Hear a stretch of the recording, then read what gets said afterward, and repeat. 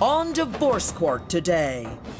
She was raised in a strict household and married her first love. But now Solida and Derrick are facing real problems. She says their fights have become so abusive that he leaves the home to keep them both out of jail. Salida Washington and Derrick Washington have brought their dispute for Judge Lynn Toller to resolve. Testimony in divorce court starts now. Mrs. Washington, you want a divorce from Mr. Washington after 5 years. You say because the relationship has gotten so volatile that if you stayed, you believe you would do each other serious damage. And in that vein, you are seeking a significant sum of money for the intentional infliction of emotional distress. And we will talk about that momentarily. So, Mrs. Washington, why do you think things have gotten so bad and you're entitled to an award for emotional distress? Okay, first off, we met, I'll say, my senior year in high school, and I was 19 at the moment. I gave him my virginity. After that, I think it all just went downhill. Now, let me ask you a question. Between meeting him and sleeping with him, how long a period was there? Like a year? A year? Mm-hmm. Were you dating exclusively for that year? No, we were like friends. I actually met him through a family member. And he was coming around before all that, but then after coming around, that's when I started to like him as a friend and getting to know him. I started liking him more than a friend. Then we hooked up and it went from there. Were you dating at the time? Were you in an exclusive relationship? No, I wasn't. Sex is not a casual thing. Can I say that? It just isn't. And especially when you start out having sex as a casual thing, it changes the whole definition of it. And I don't think it's doing anybody any good. It's not. You know what I mean? So I'm just putting that out there. I'm done. So go ahead.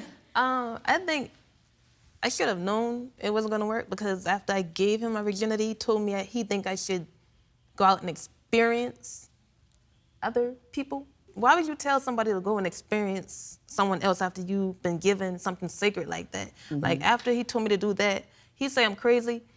That's probably why I am and do get a little crazy. Like you don't do stuff like that. You don't just take something Mr. Washington, did you, after taking her virginity, tell her now go experiment with some other guys? I did not take her virginity. Oh. She gave it to me. Like to lie. And I did tell her to go see other guys because just her actions and the way she would do things. I'm a virgin. No, hang on, Mrs. Washington, Mr. Washington, Yes, come here, ma'am. Terry. What her actions and the way she would? Were you asking her to get more experience and come back a little better in bed, or what? Because the whole way we met and started dating. Mrs. Washington, I am not talking to you. Mrs. Washington. Go ahead. The whole situation how it started, she never really went out or nothing like that. She really didn't experience what I experienced. So, you know, when we got together and we did have intercourse or whatever, that was just for me. Did you consider yourself in a committed relationship when that happened? I did consider us in a committed relationship, but just her action and the way she thought kind of made me seem... What was she thinking? I don't know. She was just thinking crazy thoughts. I don't know. You're gonna call me psycho. Crazy? I've been in a Christian strict home. Yeah, you were in a strict Christian home, right. And my family members, they told me that if I was to kiss a boy, I'm going to end up pregnant. As in, like, kissing leads to sex, and sex leads to a baby, and a baby at an early age leads to irresponsibility. So, but I mean, they were kind of right, because you got 3 kids at 25. Whoa. I mean, didn't it kind of ring true to you after a while? Yeah.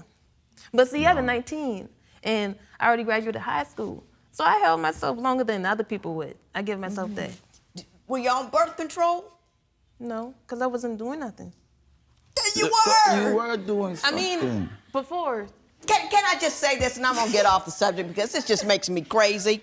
Sex is not a casual thing. It's not something you do just because there's nothing good on television, especially if it's sex for the first time. What you do is you decide that this is a good guy, this is a right guy. We're in a committed relationship. And after you talk about that, you talk to the guy and say, you know, I've never done this before. We need to talk about birth control. We need to talk about your HIV status. We need to talk about where you've been and what you're doing. But that wasn't enough. But you need to talk about all of that. Where is this relationship going? Because it is a precious thing, and it's not a casual thing. And the birth control thing should have been discussed and handled before anything got touched. That's all I'm saying. We can move on. Mr. Washington, what is your main concern about Mrs. Washington after these 5 years? Well, my main concern about her now is that she doesn't appreciate the works and not the things that I do. Mrs. Washington?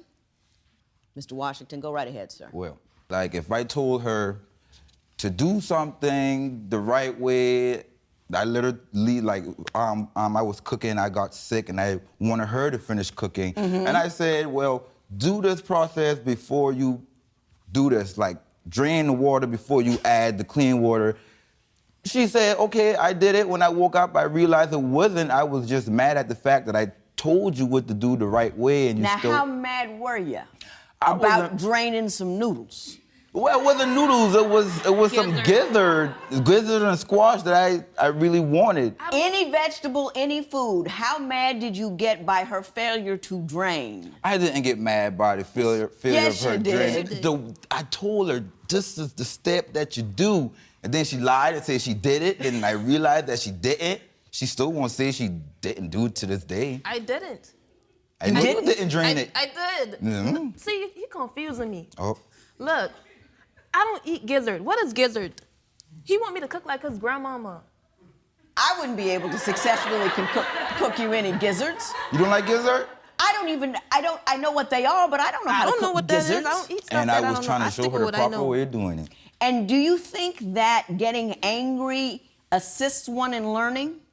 No, ma'am, I don't. Yeah. All it does is make her argue with you back. If you attack somebody, they will defend. They will not absorb knowledge. They will just defend themselves. That's true. Yep. So, you know, everybody's trying to get their point across, but nobody can get their point across because they're so busy emoting, sharing their frustration instead of imparting knowledge. Just putting that out there. All right. Next, are money problems adding fuel to the fights between Solida and Derrick? Is a third wheel causing problems in your relationship? Call toll-free at 1-877-311-2222 or visit our website at divorcecourt.com. Become a fan at facebook.com/divorcecourt. Real relationships in crisis. Divorce Court continues. So far, all I've gotten out of you people that she didn't strain the gizzards. And I don't find that a divorceable offense. Mr. Washington, I'm going to change the subject and talk about her family. You say that they are a source of contention in this marriage. Why don't you explain that to me? Well, the only time that I realize that her family comes around is for negativity. Like when we need help towards bills or help towards comfort for the children or just support. In general, we can't really get that support from her family members like that. We get more negativity, energy. Give me an example of some of the negative things they do or say that you say are impacting your marriage. Well, I could say, well, we need a little extra change for a bill. Can you call your family and see if they can help us? She'll call, oh, he's the man. He's got a supply. He's the provider. Okay. But sometimes I fall short, and we do need help, your family, my family. Now, on the other hand, if I go to my family, I fell short, I need a little boost until I can get back to pay you guys and get back on my feet. Not a problem, they help. The only time I see her family is when it's time to fight, when it's time to argue, when it's time to... Mr. Washington, let me tell you this.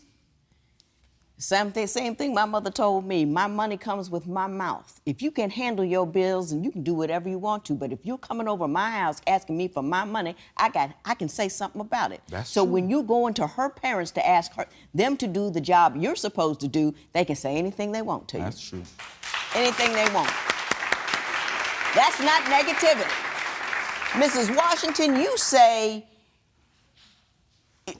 you're claiming the intentional infliction of emotional distress, and so far I've got minor annoyances. Tell me what's going on at your house that you find extraordinary. What's happening that's making you leave? Well, his physical abuse is like chopping me with the pillow in my head, or chopping me with the little axe washing thing bar. Like, why are you chopping me? Chopping you with what? You know the little axe washing thing the guys use? The men, like the little grouch thing the female use, but the axe one with the little... a sponge or something? He like chopping. Because it's not going to hurt her, but it's letting her know how I feel at the moment. So what are you doing? Leave me alone. You're popping her with the sponge? I'm popping her with the sponge. If she wants some cereal, I'll give her some milk on her head. But you got to understand, I'm not the only one doing it. What? What is she doing? I'll get minute maid on me. I'll get slapped with something too. Because you do stuff to me. What does he do to you that you feel requires a physical response? Quiet. Because when he come close to me, even if he walking or running at me, I feel like I gotta attack first because he running at me. And he tried to attack me with the artificial tree. The police came in and caught him. Well, tell me about that circumstance. Tell me what happened with the artificial tree. Because social media, he got mad when guys started telling me I'm beautiful, and I'd be like, oh, thank you, you're handsome. That's a lie. That is not a lie. Mr. Washington, I will get to you. Mrs. Washington, finish the story. He got mad because guys, see, you done got me at. I'm shaking. So with guys on the social media, I do admit it was a ex from the past I was talking to. I shouldn't have been talking to him, but it was never nothing like to engage into a relationship wise. So what did he do? He said I look good. No, not him. Him. I'll confront her about it. That's what I'll do. I'll always confront her about it. He came to me, he was like, why you talking to them boys on Facebook? You got a relationship going on, you better not be cheating. I'm like, I'm not cheating on you. What are you talking about? You insecure, you probably doing it to me. You know, so it started coming from him talking about I'm cheating, I'm messing around. It even got to the point. Okay, it got to the point where I went out, and when I came back home, he was hiding in the closet, and he busts out the closet, and he attacked me and tell me I'm talking stuff. And I'm like, where you come from? I'm like, yeah, you talk, because I was like. Did he have a tree with him in the closet? I'm trying to figure out. No, he didn't have a tree with him at the time, but he busts out the closet, and I was scared, so I started swinging, and we both started fighting, and it was all because of him and the social media. Did the police come? No, not that time. Okay. When Divorce Court continues, was a paternity question something Salida invented to make Derrick jealous? Salida grew up sheltered in a strict household. Do you think she should have married Derrick so soon? Call 1-800-282-1991 to vote now and see if America agrees with your opinion. You'll also receive some valuable offers. If you would like your case heard on Divorce Court, call us toll-free at 1-877-311-2222 or log on to our website at divorcecourt.com and join the conversation on Twitter at Divorce Court. Divorce Court continues. Tell me what happened about the baby. There was something about the paternity of a baby. Yes. You posted something online. Explain that to me, Mr. Washington. Well, Your Honor, there was a situation with the ex-boyfriend on social media, and she was saying, oh no, we just talking on the internet, we're not doing nothing. Come to find out, they done met up at his apartment with my family member, and at first, I couldn't get the truth out of her nor my family member, but eventually when her and my family member had a little disagreement, the truth came out. It set you free. So now I asked my cousin what was going on. So now she telling me, well, yeah, her and the ex-boyfriend, they was chilling in the living room. Then they went in the room, and you know what happens in the room? They ain't gonna stay in the room, it's gonna come out. So something happened. That's when, a couple of months later or something, she got pregnant. And she ain't gonna say this the truth, but at the time when she called me from work and told me, I got something to tell you, oh, I slept with my ex, and this baby might not be yours. See what I say? And I said, okay. And I told her that's cool, because I already knew. I already knew you're on. I already knew. I done been here before. I done experienced. I thought it was cool, but I'll be back after work. And I didn't show no emotion. I wasn't even mad about it. But I did post up some stuff on social media just to let her think that I was worried about it. So you put some stuff on social media I just put a picture. Well, what did you say? I just put an upside down cross, and I can't even remember what I said. I wanted her to think I was crazy, but I'm not crazy. He said, Mrs. Washington? He said, he texted me saying something about, I'm hearing voices and they're saying that you brought them here and now they won't leave. Now I'm thinking you crazy. He sent me an upside down cross. I think you're both crazy. I was trying to be crazy like her. I'm trying to be on her crazy level. My understanding is that one of you posted something about the impending birth on social media, and the guy that you cheated on him with said, finally, I got a kid or something. Right.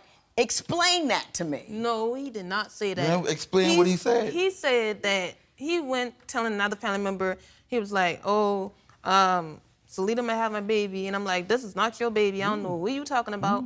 But that about me saying that I think it might be somebody, I never said that. I just came on and said what I did. And after I told him that, he was like, just his emotions wasn't really showing like he was hurt on me. I wasn't trying to hurt him.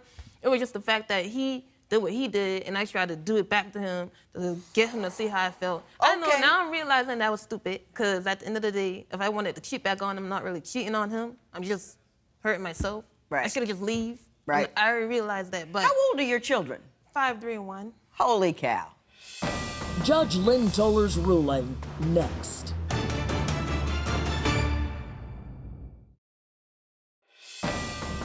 Divorce Court. Judge Lynn Toller's ruling right now. You know, the reason that neither one of you can tell me a good story is the two of you are spinning around in the washing machine of emotionally unexamined marriage. You're just messing up and doing things you don't know why you are. Oh, you know, he's jumping out of closets. You know, and you don't even know what causes the problem. You don't even know what conversations you didn't have. You don't know what the argument is about, because you're just so busy emoting all the time. I feel, I do, I feel, I do. And then after that, you don't conduct your marriage between yourselves. You conduct it online, on the street, with the cousins, with the family, and it's all over. And instead of addressing her or you addressing him, you guys put on, you know, you throw shade.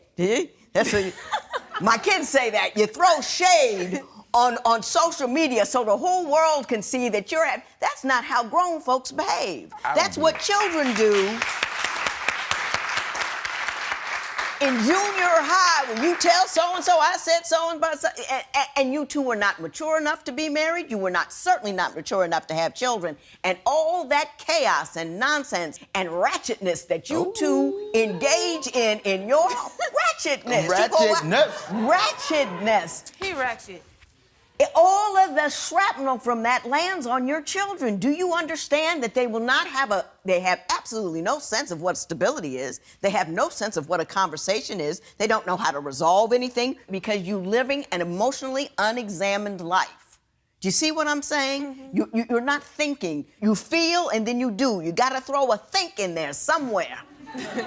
So that between the feel and the do, something rational actually happens. Mrs. Washington, I can't give you money for intentional infliction of an emotional distress. First of all, you're as distressing to him as he was to you. And quiet as a cat, you guys both owe me $3,572.30 for emotional distress. There will be no recovery in this matter. It is so ordered.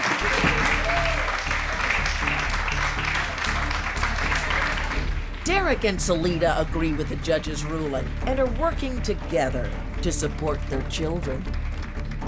Post a comment or submit your case at divorcecourt.com or call toll-free 1-877-311-2222. Follow us on Facebook and Twitter at Divorce Court.